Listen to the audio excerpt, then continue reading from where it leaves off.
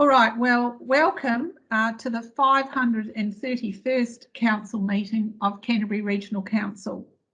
This meeting is being held once again in strange times when we are in isolation at home because of the Delta variation of the COVID pandemic.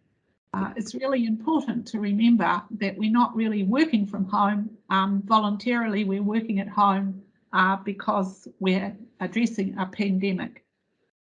So today we've changed our agenda a little and we have asked our citizens who wanted to speak at our public forum not to come on, but to come to see us in real life, which we hope we've returned to by the time of the September council meeting, because it's really important to speak to the community members face to face. But we may have to do it online, but we'll try not to this time round. So I just want to remind councillors that our tips for dealing with online council meetings and formal committees is a little different from when we are doing workshops or staff advisory sessions. So we'll go with one democratic conversation and we'll just use the chat to indicate you want to speak or put your hand up if you can get that hand to work. So I would like to invite Tumu Taiao, Yayan Cranwell, to open the meeting with a mihi whakatau. Thank you, Yayan. La tēnā koutou katoa, nei anō te mihi ki a koutou i tēnei wā rereke, i tēnei wā taim hoki mai te mate karauna ki runga i a tātou katoa. Nei anō te mihi ki a koutou i noho haumaru i tēnei wā, kia kaha, kia maia, kia manua nui. Just reiterating Chair Huey's comments in regarding this, strange times upon all of us sitting in lockdown level 4. I wish you all the best and be safe, look after one another and most importantly, care for one another as well. On that note, we'll just start off. He mihi atu ki tēnei, ki te rangatira o Ngāti Wheke, ki ngai tau hoki a rei kamo e te rangatira moe mai, oki mai.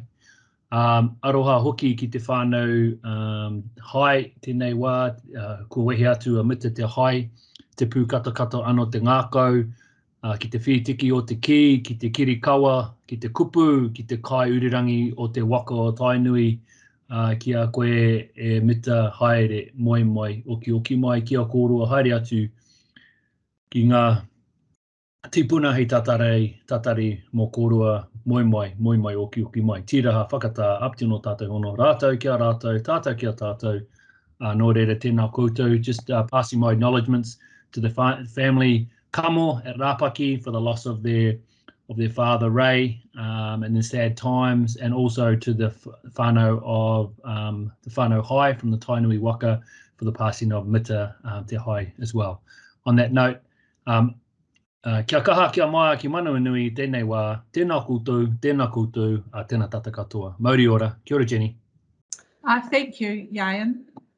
Now we'll just move to item 2, apologies. I've had communication from Councillor Megan Hands. She's not feeling well today, so we've sent her get well wishes and she'll be an apology. Conflicts of interest. We have got a couple of conflicts of interest we'd like to register at this stage around the report on page 28 of the agenda around Plan Change 5 and Plan Change Plan Change 7 and Plan Change 2, or is it 5? Councillor Mackay, you'd like to go first? Thank you, Jenny. I'd just like it to be noted that as a landowner and farmer in the area of Waimakariri, which is covered under Plan Change 7, that I've got a conflict of interest which I will like noted, and that I will not be participating in that discussion when we come to agenda item 8.1, and if that can actually be noted at that time as well. Thank you. Thank you, Councillor Mackay. Councillor Scott. Yeah, thank you, Chair. Can I just register my conflict on Plan Change 7 at this point in time, where I'm a member of the OTOP zone, a landholder in that area, an irrigator and a shareholder of Opua Water Limited. And can I note also for Council's consideration that at the moment I've got a application in before the Auditor General in terms of seeking more clarification on my conflict, but I will push back when PC7 comes up. Thank you. Thank you very much, Councillor Scott. Those will both be noted around Plan Change 7, the report on page 28, Plan Change 7 and Plan Change 2, extension to time frame. Thank you. Now, just moving on, we've got so, Jenny, I have to declare a conflict of interest in that same item, 8.1 as well. Oh, sorry, Councillor Clearwater. No, yes, no, just flagging that I have a conflict of interest in that. In that I have seconded a submission on the plan change. Thank you. So I will not speak in on that item. Thank you very much. We'll note that as well. Any other councillors wishing to raise anything? All right, then moving on, as we've noted, there's no public deputations or public forum or petitions today, but we'll ask the CEO if there's correspondence that she has got to report from previous citizens raising issues in the public forum. Over to you, Stephanie. Kia ora koutou, councillors, and thank you very much, Chair. I do have an update. Our last council meeting was on the 5th of August. Penny Carnaby and Kate White from the Banks Peninsula Conservation Trust presented a proposal to us. Staff are still working on that, and an update will come. However, with regard to Axel Downard-Wilkie's commentary and where he was speaking about the future of public transport, we have prepared a response, including with regard to paid parking. We've noted that that sits with Christchurch City, but that this council is happy to pass on his suggestions to our city colleagues, and noting that expanding paid on-street parking to wider urban areas would have both benefits and consequences which would need to be carefully considered. We also note that the national tracking system that is planned for implementation in the Greater Christchurch in late 2022, early 2023 would enable consideration of a CBD zone, as he suggested to us. And in the meantime, Council is focusing on delivery of service improvements agreed within the long-term plan and a fare policy review, which might also see some adjustments. And then lastly, we, with regard to the question of bus priority infrastructure and service reliability, we do note that the Greater Christchurch Partnership has recently completed a business case, which also focuses on those improvements. And we also want to give credit to Christchurch City that has incorporated a number of investments for this purpose within their LTP. And that feedback will be going to Mr. Downard-Wilkie. Thank you very much, Chair. Thank you. Did any councillors want to raise anything about that correspondence? All right, well, thank you very much. That's excellent. We're turning now to item 5, the minutes of the council on page 8. Did anybody have any issues around the minutes they wanted to raise? All right, well, I'm looking for a mover to move up those minutes. I'll suggest people, I think now, Councillor Scott, Councillor Scott is moving that we accept those minutes as true and correct, seconded by Councillor John Sunkel. All those in favour, please say aye. Aye. Okay. Aye. That's anybody against. There being nobody against, that's carried. Thank you very much. Now we're going to turn to the committee reports, and we'll do those other minutes as we go along with the committees. We're moving to page 16 of the agenda, the Natural Environment Committee. Over to you, Councillor Claire Mackay. Kia ora, Jenny, and welcome to everybody. Yeah, just to note that these are the unconfirmed minutes of the Natural Environment Committee that was held on the 1st of July. There are a couple of action points in there that will come back to the subsequent meeting of the Natural Environment committee, and they relate to the items on page 19. Hang on, just got to flick through and find where they are again now. One was to do with the targets report, and the other was to do with the workshop around the targets report, and the other was to do with the Dench report for the Hines. Now, as I say, the formal way will be to actually deal with those coming back, but I understand Tim is online, and you might like to just provide some comments around those two items, Tim, please. Kia ora, Claire, and tēnā koutou katoa. If I deal with the Canterbury Water Management Strategy targets report, which is 18. on page 19, I think it's the last paragraph under 5.2. It says the committee was advised that a workshop will be held on CWMS targets reporting before it was presented to the Canterbury Mayoral Forum. The Mayoral Forum has now signed off the targets report. Now, I took the call to proceed with that on the basis that one of the key things on the targets report is that it is online, and therefore it is flexible, and we can report in on it at any time, and we can adapt it as we go. And that was a deliberate thing that was signed off by the council and by the Mayoral Forum to allow that to happen.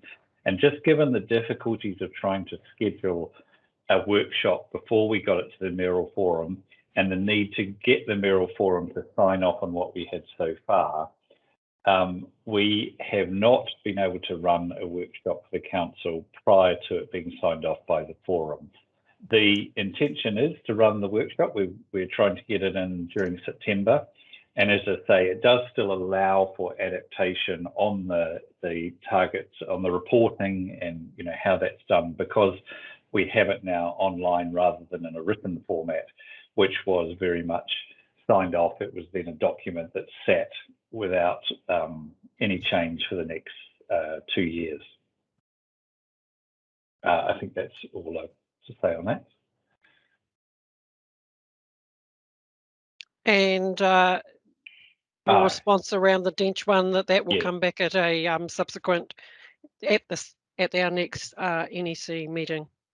Yes, so this is referring to, I'm just trying to find it in the agenda. So a request was made for a review of a recent report on irrigation and water use in the Ashburton Hines zone. So this is a paper by William Dench, and it will be reported back at the next committee meeting.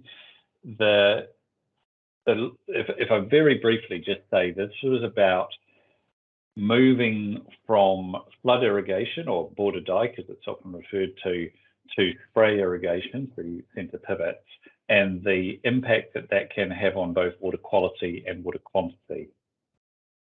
I can really just briefly say that this is a consideration that has been taken into account during our sub-regional modelling. So in the Waimakariri and in the OTOP zone, it is known about, it was known about, it does lead to some differences. It does lead to sometimes an increase in concentration of nitrate in the groundwater if there is no further reduction in nitrates. It's basically to do with the way you're using the irrigation. As I say, it will be responded to more formally in the next committee meeting, but we are preparing that. Thank you. Thank you, Tim. Jenny, are you going to take the comments, or shall I deal with the comments? No, I'll take it over from here. Okay, thanks. So we're going to now turn to the recommendation around the minutes. We might just take or any questions first about the report. Is there any questions? Lan, you have a question? Councillor Lan Farn. Kia ora. Thanks, Jenny. And thanks for that update, Tim. I just had a comment on the little report back that Tim just gave. Yeah, totally understand with scheduling and that kind of thing. Oh, I'm sorry, I'm talking about the CWMS targets report. I guess just my question is, what is our ability? I mean, you're noting that it's online and therefore able to be changed. But are we kind of going to be in a bit of a difficult position because it has been signed off by the Mayoral Forum, or was it indicated to the Mayoral Forum that it had not been scrutinised by council and therefore could be open to changes? Was that flagged? Thank you. Kia ora, Councillor Farm. I don't believe it was flagged that there could be these changes. It really does depend on the level of scrutiny and the level of change. There is a considerable ability to be able to, change in the way that some of these things are reported on. But if it was a major change, then yes, it would need to go back in front of the Mayoral Forum. I think we can deal with that as it comes. Okay, thank you for that. Yeah, I guess, I have no opinion or indication whether it would be small changes or big changes. It's just really coming back to the fact that, again, this report is really the benchmark of how we're progressing with the CWMS. And as Environment Canterbury councillors, I think it's absolutely our responsibility to have scrutiny over how that's going. Otherwise, it's sort of like, why are we bothering?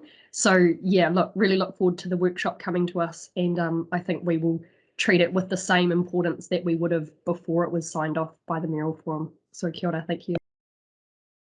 Thank you. Councillor Ian McKenzie, have you got a question? Yes, I have, and it's to do with the request for a review of the that report on irrigation water use in the Ashburton Hone Zone. Tim, you explained what the report was about, but you didn't explain why there was a request for a review of that report.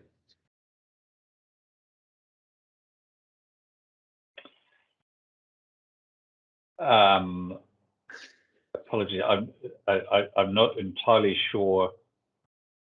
The request is in the minutes, and I'm not entirely sure what what was behind the request myself. Is anybody else?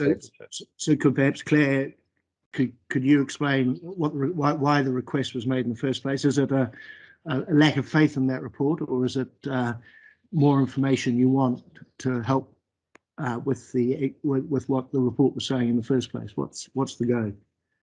Yes, as chair, I'll ask Councillor Mackay. Would you like to speak to that? Thank you, Madam Chair. That was a request that came from a councillor, and it was supported, I think, by a second councillor at the table of our committee meeting, and that's why it's been picked up in the minutes as a action point to do. So it's not about querying it, it's just, as my understanding was, it was asking for more clarification and perhaps a science perspective, an econ scientist perspective of the report. On the science that Dench has presented in his report, or? Sorry, I'm still not getting an answer. Were you at that meeting, Ian? Weren't you at that meeting? No, I was an apology, I'm afraid. Oh, okay. Well, Craig, did you want to say anything? You're the co-chair. Oh, this is about a different. I want to speak about a different topic. Sorry. Oh, okay. Perhaps if I could try and answer from my memory, Chair Huey. My recollection was that the request came in order to understand whether this approach was being utilised in our planning, so that whether the science that was presented in the Dench report was being used in our planning, and that's the review that we're looking at. All right. Well, thank you very much. Thanks, Tim. Otherwise, we'll take this offline and we can follow up at another point, if that's all right, if more information comes available. Councillor Edge, would you like to speak? Yes, thanks very much, Chair. Item 5.2, just related to that particular issue, as mentions made regarding the target area that was removed under the Fit for Future program of recreation and amenity. And I just really are looking forward to the workshop where perhaps we can explore or the suggestion that the Mayoral Forum reconsider the removal of that item. It is incredibly important, especially with COVID, where people are recreating in our environment a lot more. And it has economic benefit. We have biodiversity, braided river revival projects and other issues related to recreation and amenity. And the district councils similarly have those issues. So regionally, it is a significant item, which I don't think should have been removed and needs further exploration and perhaps consideration by the Mayoral Forum. So yeah, that perhaps those issues can be further discussed either in the committee or in a workshop. Grant, which page is that on? Page 19, the second paragraph at the top. Sandwich. Oh, yes, that's right. I read it and I couldn't see it again. We can take that up offline as well. Yes, thank you. Okay, thank you. Anybody, Councillor Clare. Madam Chair, that issue was canvassed very robustly in the last meeting, and I certainly provided some information from the regional committee's perspective, who took this up. They had the working group around the recreation and amenity and explained that it was looked at into a great deal of detail at the time, and that, as it says in the minutes there, that the regional committee agreed that this work sits back with zone committees. Now, Councillor Edge has raised the point that it's also got responsibilities and responsibilities and interests with TAs and many other agencies as well, and I take that on board. But it actually has already been canvassed, and it's, if we're going to reopen the targets, I am a little bit concerned. But I think the place to have this discussion is in the subsequent Natural Environment Committee meeting. Absolutely, thank you very much. Councillor Pauling, were you wanting to speak to this report too? Yeah, kia ora koutou. I just want to acknowledge Lan's point earlier on about the workshop and the targets report, and I do think it is important that we do follow up on that. There was a lot of discussion both at the regional committee meeting and at our Natural Environment Committee about the targets report. So I do look forward to that, and I also think that obviously we do have the refreshed regional committee process underway as well, and that I think that'll be something good for that committee to have a look at when they're on board in the near future. So yeah, thank you. Yes, thank you very much, Councillor Pauling, and I imagine that new committee will be very interested in those targets as well, and I'm sure the answer that we got previously about the Mayoral Forum is I support that, and I'll make sure I raise this at the Mayoral Forum as well. Councillor Tane Apanui, have you got a question? Yeah, thanks, Madam Chair. It's a question of the process, actually, and probably more directed at the staff. We received a memo that would indicate that when we're voting in large groups like we're currently in, that there would be an online poll as opposed to people yelling at their microphones or saying so in chat. So what's happening today? No, there won't be, and that's what I was referring to at the start of the meeting. I didn't cover off that point, but we were reverting to how we normally run these meetings, as opposed to the tips that was in that memo that's about workshops or briefing sessions, and not necessarily having an online poll anyway. So thanks for raising that again, but we won't be doing that. Cheers. Thanks very much. All right, so we're back now then, I think, to the issue of the minutes. well, I'll take it that the minutes are being moved by Councillor Claire Mackay and seconded by Councillor Craig Pauling. Has anybody got anything to raise about these minutes other than what we noted before?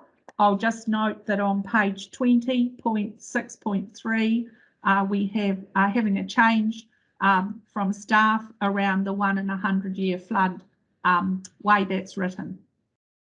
So we can note that. Is anybody wanting to raise anything else, or shall we move on? All right, well, I'll put that to the vote. All those in favour that this is a true and correct record of the Natural Environment Committee, please say yes. Yes. Yes. And all those against, please say no or indicate online. There being nobody who's against, that's carried. Thank you very much. We're moving on to now item 7.1.2 on page 22 of the agenda, the Regional Strategic Leadership Committee, and Councillor Peter Scott is going to speak to this report. Thank you, Peter. Yeah, thank you, Chair.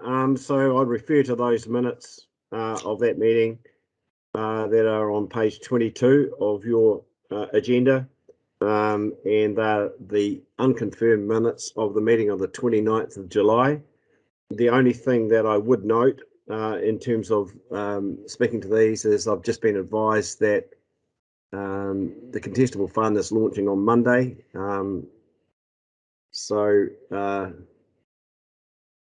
Yeah, it's been delayed from early August, so that's good news.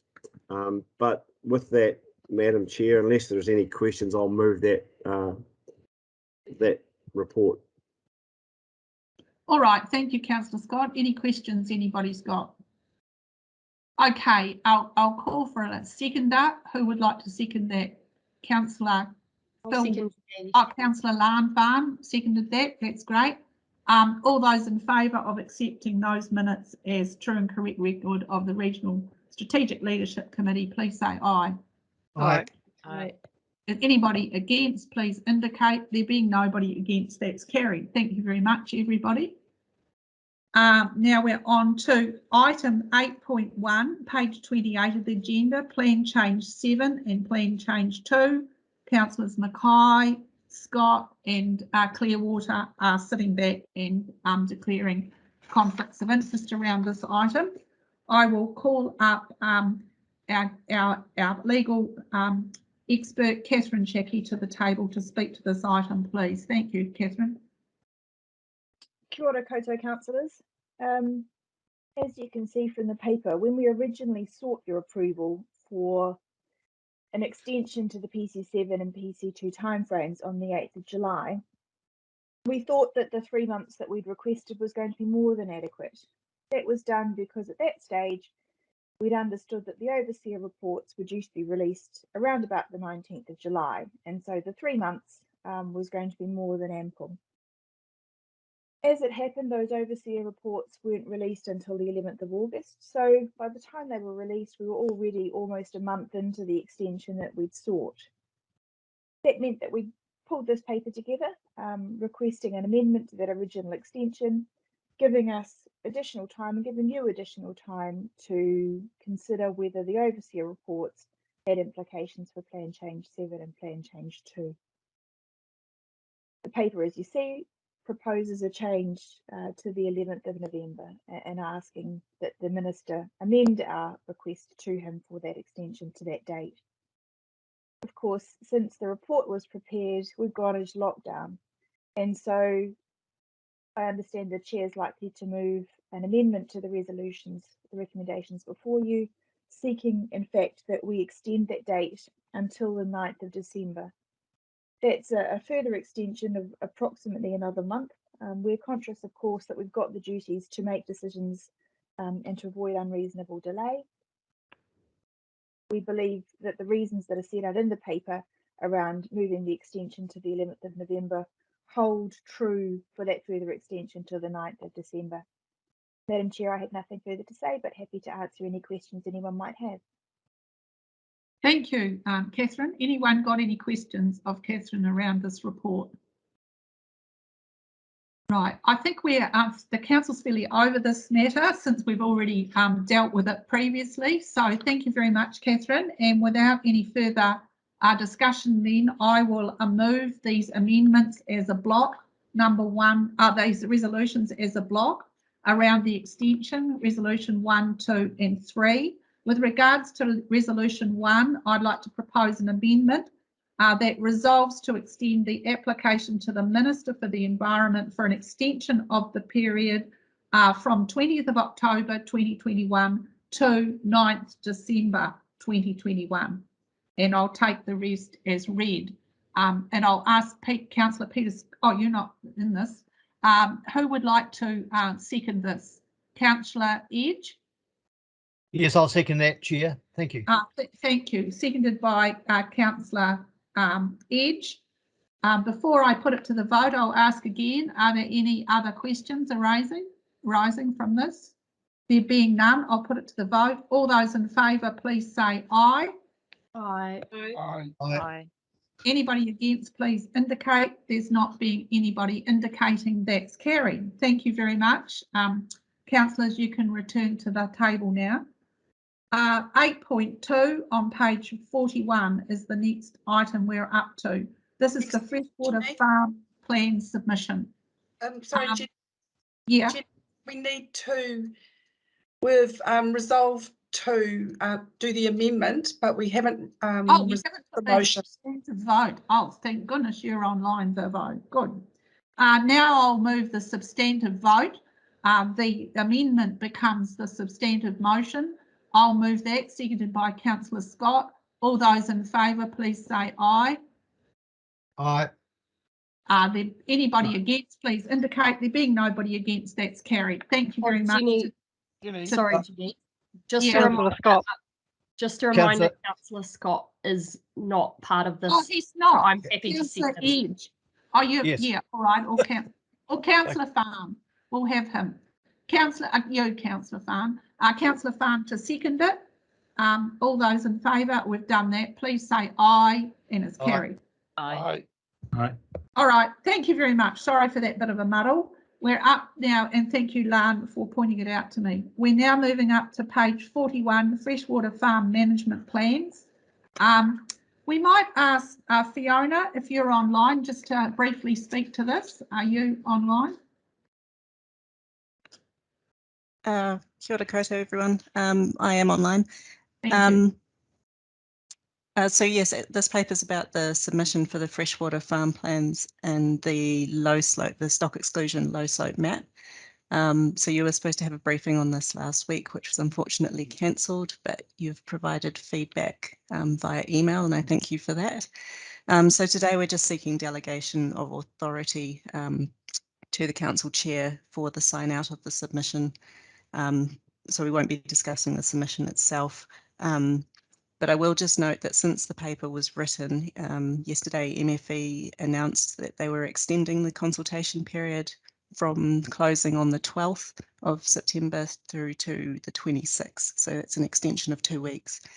So I emailed some change to the dates in the paper. An email was sent around to you last night outlining the new dates that we've suggested. So I'm happy to take any questions if. Yes, thanks for that email last night. I saw those dates have changed, Fiona. Thank you. Anybody else got any questions around that?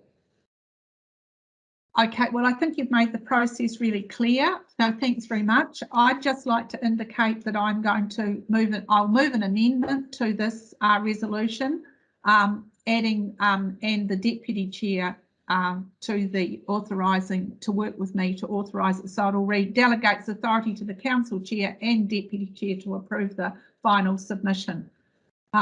I'll ask Councillor Peter Scott to second that, and I'll move that. There being no issues with that, I shouldn't imagine. Can Councillor Scott second that with being the person who's being moved on? No. I'll be happy to second it, Jenny. Oh, all right. Councillor Mackay, thank you very much. I'll put that up to the vote. All those in favour, please say aye. Aye. Aye. Anybody with any issues, please raise now. There being none, that's carried. I'll now have to move that again as the substantive motion. And so it's the same thing again. Would you like to second it again this time, Councillor Mackay, please? Yep. All those in favour, please say aye. Aye. Aye. Anybody being opposed, please indicate. There being nobody opposed, that's carried. Thank you all very much. We're up to 8.3 now, the climate change emergency update on page 45 of the agenda, and I'll hand over to Elizabeth and Vicky to speak to that. Yes. Hi, Jenny. Liz. Yeah. So this climate emergency update is just highlighting the work that we're doing in our biosecurity area at Environment Canterbury. So climate change poses a direct threat to our natural ecosystems through increased hazards like flooding, drought, and fire. It also poses an indirect risk through climate change-induced land use change, which makes ecosystems much more vulnerable to invasive pest species. Healthy ecosystems are able to sequester and store carbon efficiently, but as Council noted during the deputation we received from Forest and Bird, invasive species, such as an overabundance of browsing mammals, can negatively impact the ability of ecosystems to sequester and store carbon. Because of these emerging risks, our Biosecurity Regional Pest Management Program has changed its focus, and it's to prioritise resources and interventions at the start of the invasion curve before the new pest species get established. So Environment Canterbury has partnered with Manaaki Whenua Landcare Research and with AgResearch to develop models that can predict the potential distribution of invasive species. This involves modelling different climatic scenarios for different pest species. And the first results from this modelling have been published as a report on terrestrial weed risk. So this report models the invasion risk maps for 30 different potentially invasive plant species. And of these, 8 plant species have been categorised as a likely high risk species, and these are now being investigated in more detail. I'll just hand over to staff now because they may want to give a bit more detail on this report. Thanks. Oh, kia ora, Councillor Mackenzie, and tēnā koutou katoa anō. So look, I can give you the list of the 8 species. What I'm going to do is I will copy them into the chat, and then I will send them to the Secretary for inclusion in the minutes as well, so that you can get them all. But the 8 species have been identified. I'm just going to see if I can get it in there. Here we go. The 8 species, and it's come out with the Latin names immediately following. Rum, and this is in order of risk of spread. Rum cherry, I'll just give the common names: Himalayan balsam, tree of heaven, Bermuda buttercup, African lovegrass, nutgrass, Ngora burr, and Bathurst burr. So I've just listed those out, and then there's the line immediately following is the Latin name for them. I would just note a couple of things about this. This is an initial analysis of a risk of spread, as has been described under different under a changing climate. It hasn't so far looked at the impact of the spread. Some of these species are not actually present in Canterbury at the moment, but there is a potential for them to spread into Canterbury, and we haven't looked at yet what the impact of them coming in would be. That's the work that is ongoing and will be done during this year. So we've just got the initial screening with the top 8 in terms of the risk of spread, and then we need to look at what the impact of that spread would be, and it might be that there are some others with a lower risk of spread but a higher impact that then become the focus for our future work.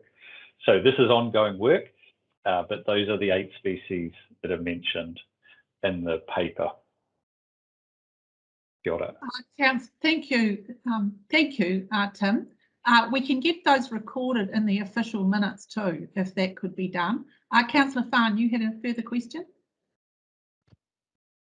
Kia ora, Chair. I actually just had a comment because, yeah, I just wanted to further elaborate on Councillor Mackenzie talking about this work and just saying this is really just one of the many initiatives that staff are undertaking to move us from where we have previously been in a much more, I guess,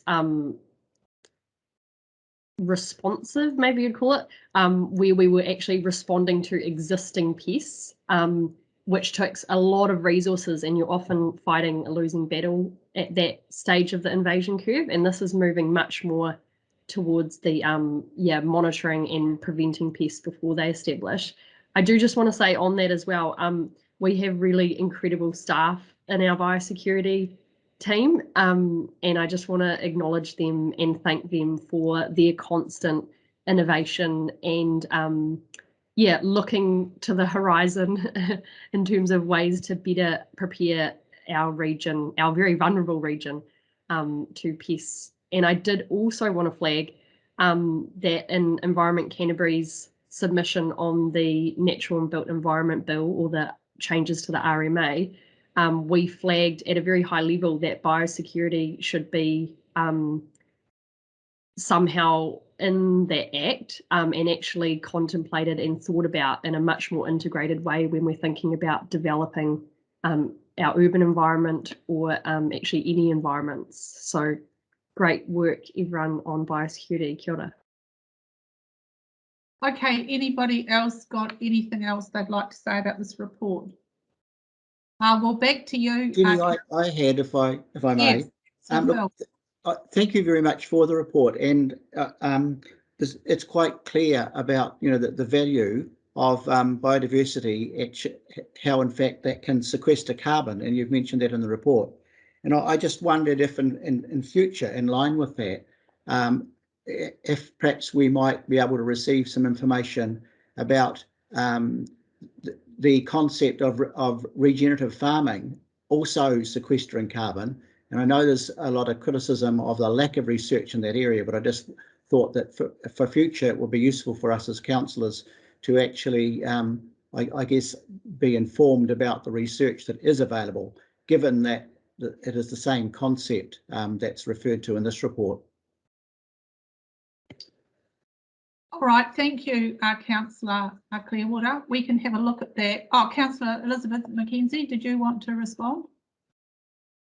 Oh, no, well, I was just going to say that, yeah, we could look at that. I'm just wondering which committee would be appropriate for that, or whether we just do it for full council. But I'll leave that up to you. All right, so we could look at that in terms of our innovative speakers series. Perhaps that's something we can consider there, because I'm not sure that we've done that. All right, Councillor Vicky Southworth, were you wanting to speak to this report? I wasn't going to, because Liz covered it, and Lan, I'm glad Lan had that extra to add. I will just comment on the Himalayan balsam, which I'm really familiar with now that we've heard what the list is, and that one, it runs and runs and runs down through the river, through river channels, and I've seen it and flagged it as a potential issue in the near Dean's Bush in Christchurch in the past, back in 2016, when I did a bit of work down there. It's interesting that one potentially could be a real risk to our urban waterway environments. And so just to flag really that it's important that we recognise the weeds that are of issue to urban environments and natural environments as much as productive environments. And I don't know if that one would have a risk to productive environments, but I'd like to just make sure that we do consider the risk to our ecosystems as much as we do our productive systems. Just to flag that note, please.